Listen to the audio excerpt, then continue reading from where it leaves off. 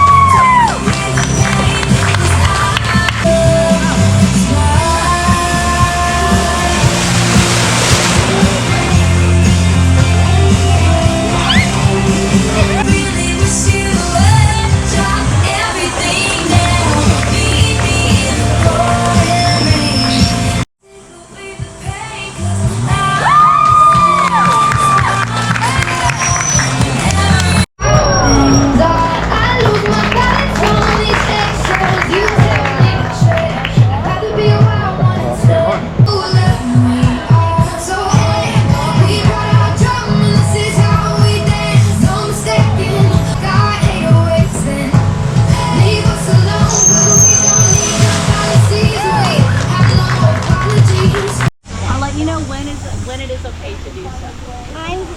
You took your big. It's okay. I fed a little piece so you guys had more to feed. Gracias.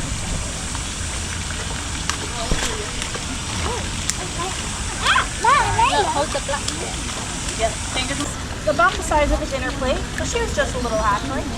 Now she had unfortunately been tangled up in some fish line. Now she got. Now, as you guys can see, she's still in good story. The main thing Shout Parky, hands up, hands up. So Jana's story She's is a big shell. And then Here comes you Pat. guys don't mind kind of rotating a little bit? Yeah. Pat, did you have a cup Nice.